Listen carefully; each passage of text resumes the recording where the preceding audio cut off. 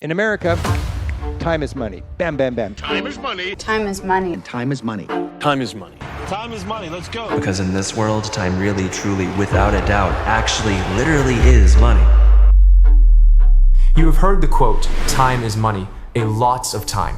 But what if I tell you that it's wrong? Because time is even more valuable than money. Let's understand it with an example.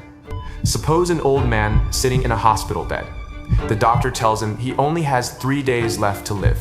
Now imagine a billionaire walks into his room and says, I will give you $100 million if you give me your last 3 days of life. Would the old man take the deal? Time is your most valuable asset, and once it's gone, it's gone. No amount of money, no title, no followers, no recognition can buy your time back. In the book, Your Money or Your Life, the author asks a simple question. When you work for money, what are you actually trading? You are not just trading your skills, you are trading your life energy, the actual hours of your life that you will never get back.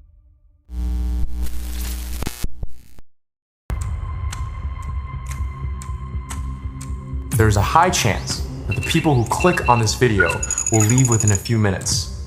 Only few of them can make it up to the end because YouTube is full of short-form content and the attention span of the people is so low that it's almost impossible for an average person to watch a long video like this.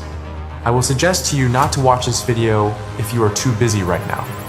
Please save this video and watch it later with a calm and relaxed mind.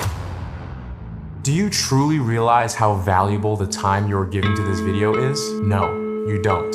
Because if you actually realized it, you wouldn't be mindlessly scrolling through YouTube right now. Let's play a small game in your mind. Imagine the money currently sitting in your bank account right now, whether it is $20, $50, or $500. Imagine that this amount represents the exact time you have left to live. A digital timer running on your wrist. The moment that number hits 0, your life is instantly over. If this were your reality, how much money would you want in your bank account? How would you live each day? What would you be doing at this very second? Imagine a world 150 years into the future, the year 2169. Through genetic engineering, science has achieved what humans have only dreamed of: immortality. Humans stop aging visually at the age of 25. You stay young forever. But nature has a strict rule. Nothing valuable comes for free. The moment you turn 25, your physical aging stops, but a digital clock starts ticking on your forearm. It flashes with exactly 1 year of time. If that timer hits 0, you are dead instantly. At that moment, time has become the only currency. There is no cash, no gold, no Bitcoin. People work to earn hours and days. They transfer time to one another by shaking hands, as there were no digital wallets like PayPal. If you want to buy a cup of coffee, you don't pay money. You give away 4 minutes of your life. Because of this, the world is strictly divided into 2 zones, the ghetto and New Greenwich. The ghetto is where the poor and middle class live. People here never have more than a few days or hours left on their arms. They live in constant panic. They keep working in factories to earn another 24 hours to survive the next day. On the other side is New Greenwich, the zone of the ultra-rich people. These people have thousands or even millions of years on their clocks. Our main character is Will. He lives in the ghetto. His clock usually has around 23 hours. He lives with his mother, Rachel, who is celebrating her 50th birthday, but she still looks 25. One evening, Will goes to a local bar and spots a strange man surrounded by people. Will looks at the man's arm and is shocked. The man has 116 years on his clock. He is clearly a rich man from New Greenwich. Will warns him that local thugs called Minutemen will rob and kill him for that time. Suddenly, the thugs arrive. Will helps the rich man, whose name is Hamilton. They escape to a safe house. Hamilton says, I am 105 years old, and I am tired. My mind is exhausted. I don't want to live anymore. Hamilton asks Will, what would you do if you had my time? Will replies, I would stop looking at the clock. Every second of my life, I am living in fear, watching my life tick away. If I had your time, I would take my mother to New Greenwich and buy a real life. A few moments later, they fall asleep.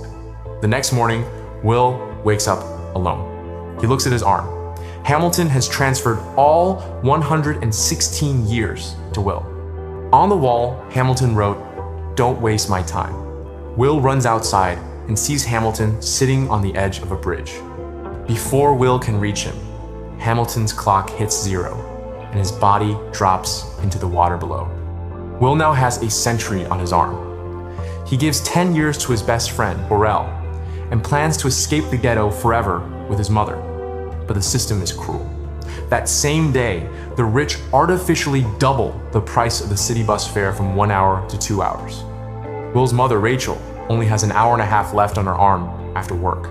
The bus driver refuses to let her ride.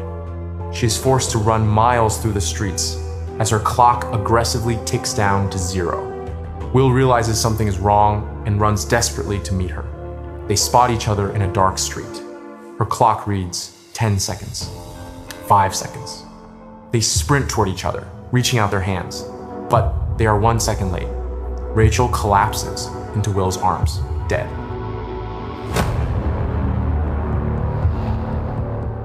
Grief turns into rage. Will realizes the rich didn't just let his mother die, their system murdered her. He crosses the heavily guarded time borders to reach New Greenwich to hunt down the bankers. After reaching New Greenwich, using his high-stakes gambling skills, Will wins 1,100 years from a massive time banker named Philippe. There, he meets Philippe's daughter, Sylvia, who is bored of her perfect, endless life.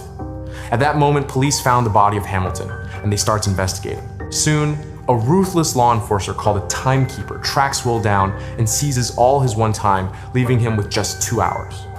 In a desperate move, Will put a gun on the head of Sylvia and takes her hostage, escapes back to the ghetto, and demands a ransom of 1,000 years from Sylvia's father to be distributed to the poor. But Philippe refuses. He cares more about keeping the poor working than saving his own daughter. Seeing how the poor live and die every day, Sylvia switches sides. Together, Will and Sylvia become futuristic Robin Hoods. They begin robbing Philippe's time banks and distributing the time directly to the citizens of the ghetto. But the system fights back. The more time Will and Sylvia give to the poor, the higher the monopolists raise the prices of food and basic necessities, making the distributed time worthless. Will feels defeated. He said, "Even if we give them thousands of years, the rich will just raise the prices. We need millions of years to break the system." Sylvia smiles. She has a plan. They break into Philippe's main corporate headquarters and steal his personal vault. In this vault, there's a capsule containing 1 million years. Despite the timekeepers chasing them with everything they have, Will and Sylvia manage to successfully distribute the million-year capsule to the ghetto. Suddenly, the factories empty out. The people no longer need to slave away for an hour of survival. They have decades, centuries.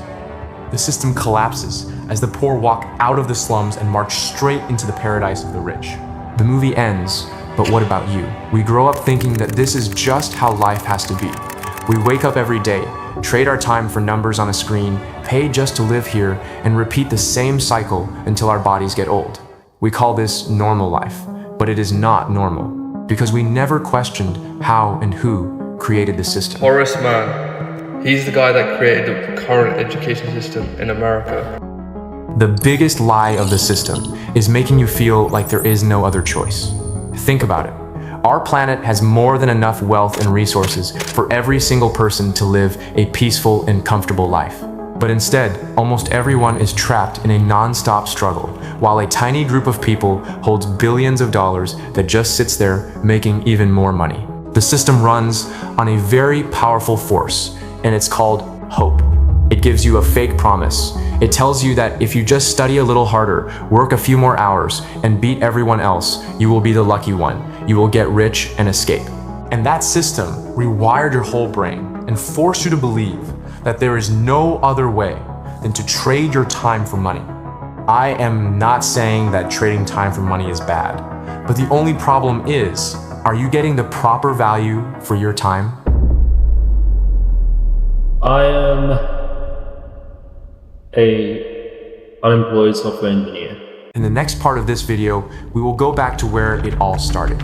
We'll look at when this system was actually built, who designed it, and why it is almost impossible for an ordinary person to break free. I am going to show you the cold, hard reality.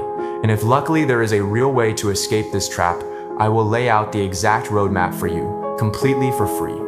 Until then, take a look at your day and ask yourself if you are actually living or just surviving.